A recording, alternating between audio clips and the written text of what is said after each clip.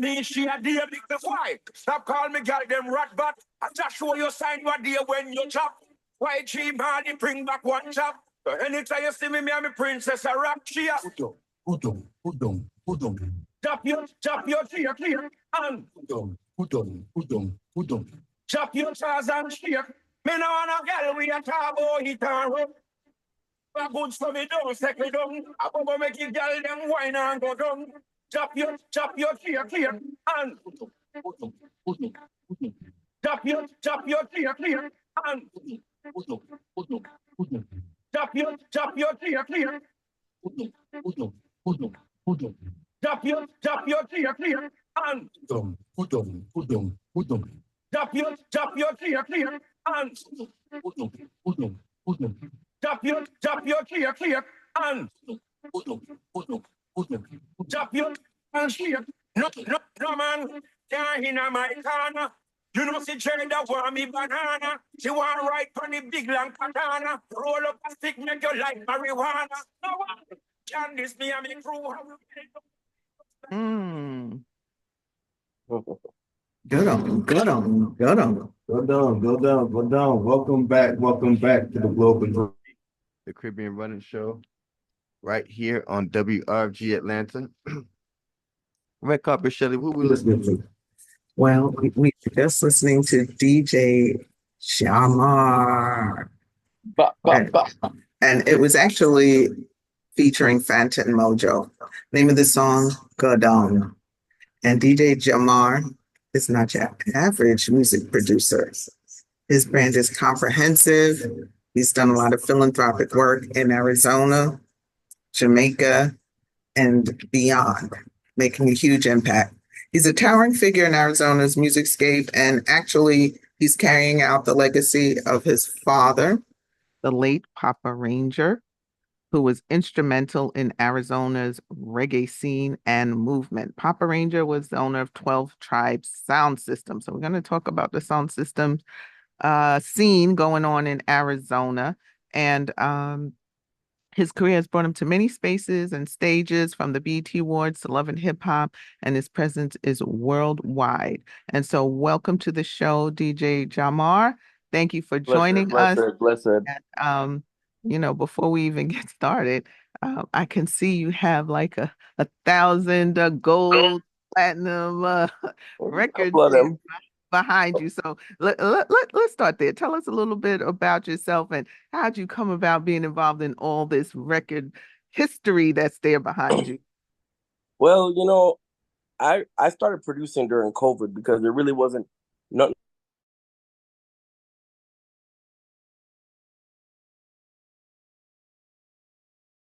happened that throughout my career as a DJ. I know a lot of artists that I have personal relationships with them. That some of them I've gone the road to DJ with, some of them that I've networked things for them, I've A&R things for them. So when it came time to find something to do, I was just like, I'm gonna start producing.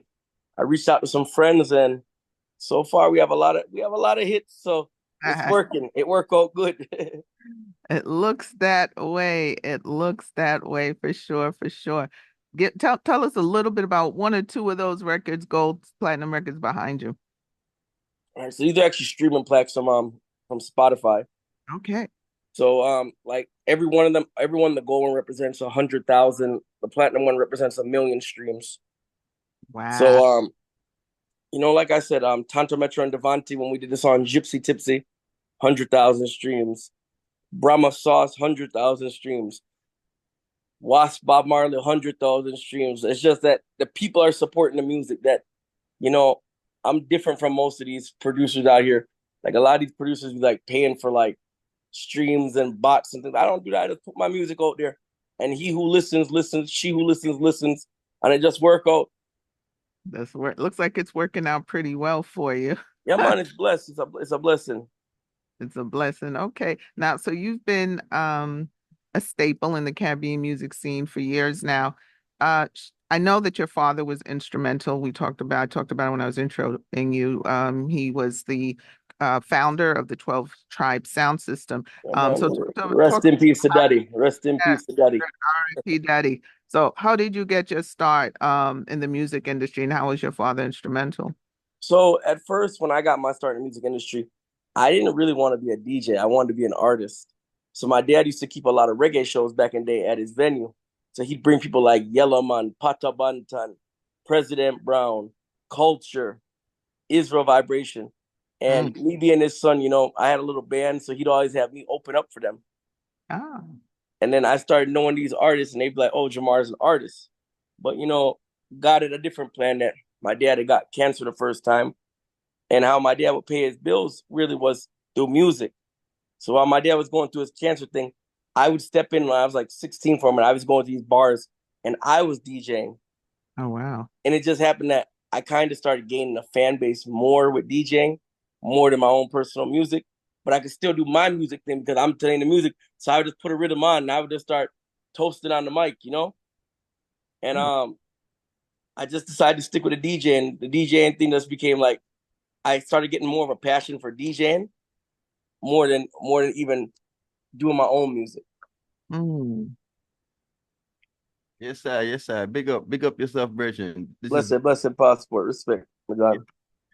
Yeah, man. This the tune was tough. The tune was tough. So I see you have enough experience, you know what I'm saying? You had enough links and connections and things. Can you tell the people the story about how this tune go down, come together? All right. So I've always been a fan of Fantan Muja from Hail the King. When Fantan first came out, song, When I Long and I Rise Early This Month. Yo, that was a song that I would listen to for like when it first came out, like 2 years straight, every morning when I woke up. So fast forward to last year, I go to Jamaica to Kesha Park, and I'm linking with my artists Wasp and Brahma, and I'm like, hey, I want to do a charity event. I want to feed the homeless people in Kingston. So they were like, bet. The whole community of Kesha Park, you know, bless up Kesha Park, came together. We made food. We made 100 plates of food. Fantan Moja is from Kesha Park. So he actually came to Wasp's yard while we were cooking the food, and we were reasoning, and he was like, yo, this is a great thing you're doing. Whoa. So actually the first person to voice on that rhythm is actually Wasp and Cutty Ranks. So we have a song, but the reason why their song didn't come out first is that I'm waiting on. We're doing the video when I go down in December to Jamaica. So that song's gonna be dropping next year. So when I was like, I was telling Wasp, I was like, yo, I would love to get Fantan on the rhythm, you know what I'm saying? And Wasp, you know, Wasp is like the plug. He was like, dog, easy work. You feel me? So he just called up Fantan and said, yo, you remember the Jamar that was feeding the homeless people down here? Him about bad rhythm and him want you upon it. So Fantan, you know, Fantan said, send me the rhythm. Yeah. And when Fantan heard the rhythm, Fantan went to the studio the same day and voiced. He said, I have something on this. He said, make him know said that I Heal the King song I'm gonna get. I get my dancehall song.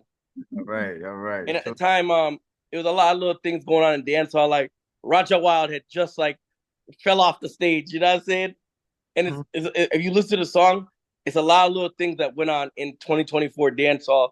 Like when he's talking about Come on Top Bow, Hit and Run. He's talking about Shensia's song, Hit and Run with Massacre. Yeah. And then he talks about Niger Boy, even Niger Boy can see enough of them not straight. Yeah. So me kick down the gatekeepers out the gate. He talks about YG Marley bringing back reggae music, say YG Marley bring back One Drop. So really it's like in a way, it's like a wrap-up event, a year wrap-up in dancehall. Right. All right, cool. Yes, sir. Give thanks. Yeah, because you know, Phantom Moja, I said, boy, man, tune Phantom Moja, man, how you pull it, man? I said, boy, tough tune, you know. I know it's tough to kind of reach some of the bubble version and be hard to reach, you know. You know, real recognize real from your real not the game. People are gonna work with you, you know what I'm saying? Yeah, man, true. Cause that's the thing with a lot of these artists that I work with, bro. They know me personally. So when I ask them, I don't really get told no, you know what I'm saying? Because they're like, I know Jahmar, I want to reel you. So that's the other thing is that your name and and what stands behind your name is a big thing in this music business. Yeah, man. Big thing. Talk to me about the sound system culture in Arizona. You know, I just didn't intuitively think, oh, sound system, Arizona, when you think man, we have sound systems here. Yeah, talk to me about the scene that's going on in Arizona.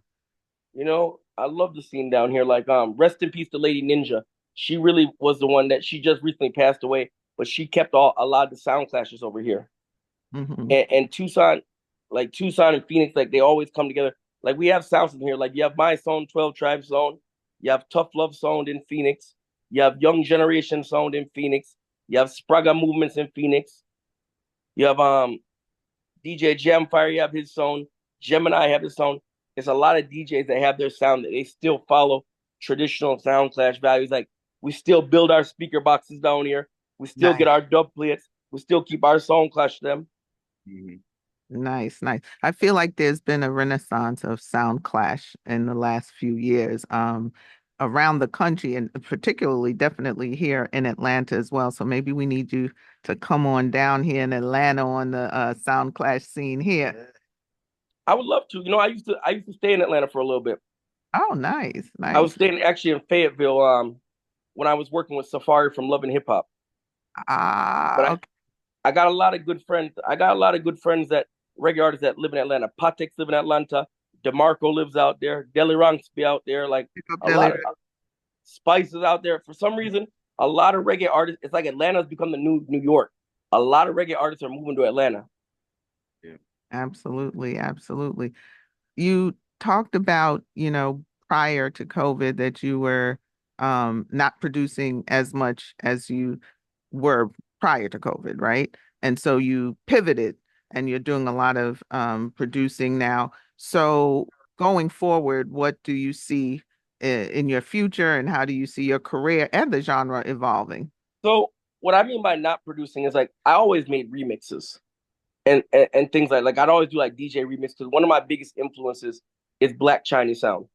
I'd Oh, always love like Bobby Chin and Super Dupes, their remix, their mixing. yes, Bobby. So Uh-huh. I was doing things like that. But I guess what really changed for me is that I had two artists that really came to me and they're like, Jamar, you need to kind of stop with these remix things because at the end of the day, you can't make money off of these remixes. It was Alizade and Patex that came to me. And they're like, you know too many artists for you just to be doing remixes, Jamar. They're like, you have access to artists that people would die to get features from. And you're just like, all you're doing is just remixing 45s. They're like, nah, you need to start producing. And I used to always be like, yeah, I know, but yeah. And I'd always make excuses. But like I said, God have a plan that it forced me into it. And honestly, like, even more than DJing in the clubs right now, I'm loving producing even more. Mm-hmm. Because Nice. to me, it's something that when I'm dead and gone, my grandkids, if one day when I have grandkids, they'll be able to go to YouTube and say, yo, grandpa produced that right there. That's grandpa's record right there. You get what I'm saying? Right. DJing 20 years from now, people gonna remember, yeah, he DJed at a club, but it's really no legacy that goes along with that. You know what I'm saying? Understood, understood. So you talked also about how how the Mojo Fanton came to your give back feeding in Kingston. Talk to me about some more of your films. Man, Because I I love always it. I love that, that you're giving back. Anybody that gives back, you're doing well and you're putting back not only just in your local community, but internationally. So I love it. well, you see, I was raised Rastafarian by my father. My father part of the 12 tribes camp. And when it came down to it, it was never really a thing to me. Like my dad, one thing I learned giving back from my parents. My dad would always cook pots of food at his reggae shop, right? And you see if somebody off of the street comes in like, I'm hungry, my dad would feed them. He wouldn't even ask for no money. And I'd be like, yo, will you keep giving away the things for free? And he's like, Jamar, part of being a Rasta that we take care of everybody. Mm. We don't judge people. We take care of everybody. If them hungry, we gotta feed them. And then the same thing with my mom when I was younger. And it's funny, I was just talking to somebody about this the other day. They have this thing in Michigan called Meals on Wheels. Mm-hmm. That my mom would always take me to like these apartments. They're almost like some old people like project buildings, I'd say. And we would deliver meals to like the people that are like on Social Security and old people. So it's always been in me to give back. So when I really started DJing about 10 years ago, I made a decision that I really want to be more than just a DJ. Mm. I want my platform to mean something. So it started with me feeding the homeless locally here in Arizona. And then it went from that to me helping kids on the Native American reservation with school supplies, from me helping people with water, from me helping kids get haircuts. And then when it came to Jamaica, about 4 years ago, I said, I'm doing all this stuff in America. Why would I not give back to home? So I made a commitment to myself that every time when I touch down in Jamaica, I do some community event there, because it's easy to say you love Jamaica, but what are you doing to show that you love Jamaica? Because a lot of people say, I love Jamaica, I love reggae, but they don't give back to the people of Jamaica. They just take, and they continue to take from the culture. So I actually want to give to the culture. I don't just want to take from the culture. Got it. Got it. Well, we thank you so much for joining us. Did you have any other questions, Passport? Well, no, Bridget, there's some of the tunes you list off, so I just wanted to let the people know to, to keep listening. You know what I'm saying? So a couple more tunes we're gonna play from the Virgin, DJ.Jahmar, and yo, big up yourself, King, man. Enough respect. Rastafari, blessed. See you in the works, and continue producing, man. I look forward to everything you're gonna do. I appreciate you for having me. Every time, and you're welcome anytime. Anytime you got next Anytime. project, please come through the Caribbean Running Show. Don't act funny style. You like family man. Yeah, man. Trust me, 2025, we got some stuff we're dropping for 2025. We're gonna flood 2025. Nice. Share your social media with our listeners, please. Yeah, man, you can follow me on Instagram at DJ.Jahmar International. Also on Spotify, DJ.Jahmar. That's JAHMAR.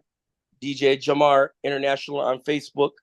Everything is either DJ.Jahmar or Jahmar International. Got it. Love it. Thank you so much for joining us here today on Caribbean Running. Looking forward to having you back. I appreciate you. And the tone wicked. God, it was wicked. Yeah, man. You're listening to WRFG Atlanta 89.